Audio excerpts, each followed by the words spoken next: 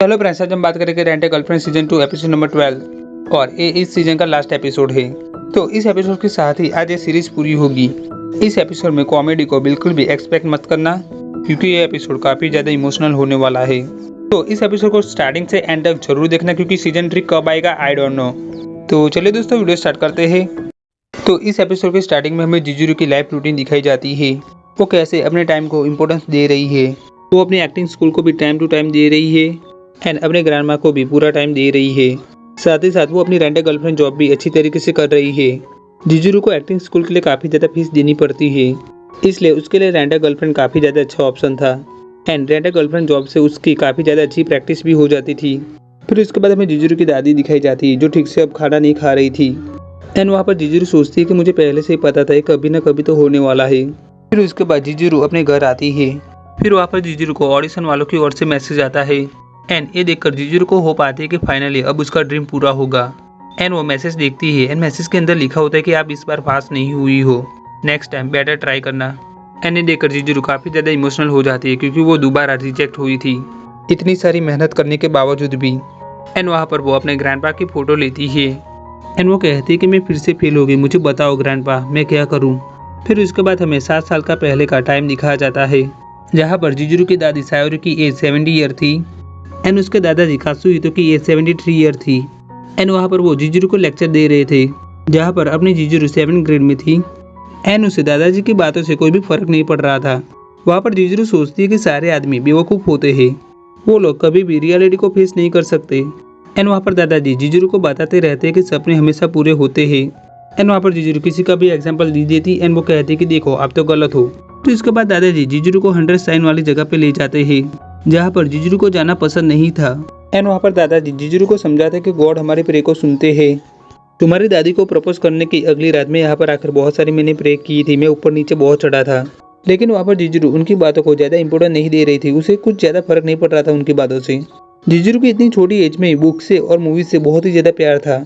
वो books read करने के लिए लाइब्रेरी जाया करती थी, वो मूवीज़ के लिए पॉकेट मनी भी बचाती थी। एंड वहाँ पर जिजुरू हमें कहती कि मैंने एक बार सुना था कि मेरी दादी भी बहुत ही ज़्यादा अच्छी एक्ट्रेस रही थी। एंड जब मैं 9th ग्रेड में आई तभी मैंने ये डिसाइड कर लिया कि अब मुझे एक्ट्रेस ही बनना है। एंड वहाँ पर जिजुरू को प्ले DVD मिलती है, जहाँ पर सच में उसकी दादी थी। एंड वो DVD लेकर वो अपने घर आती है एंड वो अपनी दादी से कहती है कि मैं आपके साथ ये देखना चाहती हूँ। दादी कहती है कि तुम मेरे साथ देखना चाहती हो, ये काफ़ी ज़्यादा अजीब रहेगा। एंड वो दोनों वहाँ पर देखना स्टार्ट करते हैं। एंड वहाँ पर दादी को यंग एज में देखकर और एकदम धांसू एक्टिंग परफॉर्मेंस देखकर तो जिजुरू के पूरे होश उड़ जाते हैं। वो सोचती है कि क्या सच में मेरी दादी है। एंड वहाँ पर दादी कहती है कि तुम्हें पता है तुम्हारा नाम हमने इस मूवी संजू जूरो से रखा है, तुम्हारी मॉम इससे बहुत ही ज़्यादा खुश थी। एंड अभी वहाँ पर जिजुरू का ड्रीम स्टार्ट हो जाता है कि क्या कभी मैं भी अपनी दादी की तरह बन पाऊंगी। एंड एक रात जिजुरू अपने दादा दादी को बता देती है कि वो एक्ट्रेस बनना चाहती है, वो अपनी दादी की तरह बनना चाहती है। और ये सुनकर पहले तो दादा दादी को शौक लगता है। दादी कहती कि देखो जिजुरू, एक्टिंग की दुनिया इतनी ईजी नहीं है। एंड अभी अचानक दादाजी खुश होकर जिजुरू के पास चले जाते हैं एंड वो कहते हैं कि तुम्हारा ड्रीम है ना, मुझे पूरा यकीन है ये तुम कर सकती हो, तुम भी अपनी दादी की तरह एक बहुत ही ज़्यादा अच्छी एक्ट्रेस बनोगी, तुम ये कर सकती हो, समझी, तुम ये कर सकती हो। जिजुरू कहते कि हाँ ये मैं कर सकती हूँ। एंड वहाँ पर दादाजी अपनी बातों से जिजुरू के अंदर पूरा जोश भर देते हैं। एंड वहाँ पर दादाजी जिजुरू को समझाते हैं कि देखो ये तो ठीक है, लेकिन तुम्हें अपनी कॉलेज भी पूरी करनी होगी, समझी, ये दुनिया बहुत ही ज़्यादा फास्ट चेंज हो रही है, किसी को भी नहीं पता कि आगे क्या होगा। जिजुरू कहती कि ठीक है मैं समझ गई। एंड वहाँ पर दादाजी कहते कि आज मैं बहुत ही ज़्यादा खुश हूँ कि तुम्हारा कोई ड्रीम है एंड तुमने इससे हमसे शेयर किया। मुझे लगता नहीं था कि तुम कर पाओगी, कि अपना ड्रीम लेकर तुम लाइफ में जियोगी। अगर तुम अपने ड्रीम को देखती रहोगी, अपनी पूरी मेहनत करोगी, तो एक दिन तुम्हारा ड्रीम डेफिनेटली पूरा होगा। जब तक तुम्हारा ड्रीम पूरा नहीं होता तब तक मेरा तुम्हें फुल सपोर्ट है। एंड मैं तुम्हारा परफॉर्मेंस सिल्वर स्क्रीन पर देखने आऊँगा, जैसे मैं तुम्हारी दादी का परफॉर्मेंस देखता था। ये मेरा तुमसे प्रॉमिस है जिजुरू। एंड वहाँ पर जिजुरू भी बहुत ही ज़्यादा खुश हो जाती है। एंड दादाजी की बात सुनकर जिजुरू में पूरा जोश आ गया था, उसने एक्टिंग स्कूल भी ज्वाइन कर ली थी। जिजुरू अपने दादाजी से बहुत ही ज़्यादा खुश थी, क्योंकि उन्होंने उसे पूरा सपोर्ट किया था।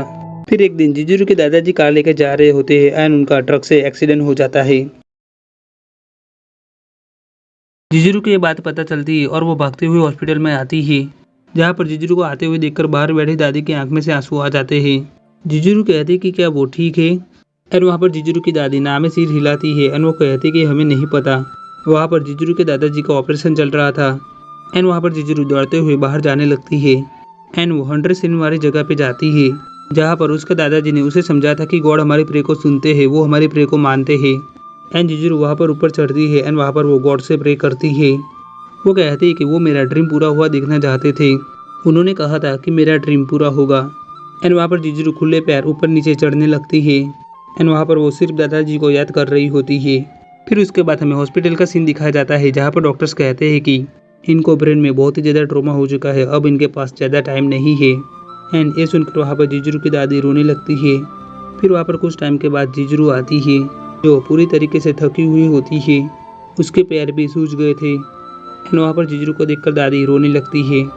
एंड वहाँ पर जिजुरु सोचती है कि आपने कहा था कि मैं एक्ट्रेस बनूंगी, आप मुझे पूरा सपोर्ट करोगे। एंड वहाँ पर जिजुरु रोने लगती है एंड वो कहती है कि आप मेरा ड्रीम पूरा करने वाले थे, आप मेरे ड्रीम को पूरा हुआ देखना चाहते थे।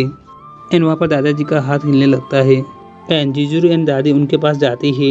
एंड वहाँ पर दादाजी कहते हैं कि सच है, इच्छा होना तुम्हारा ड्रीम पूरा होना।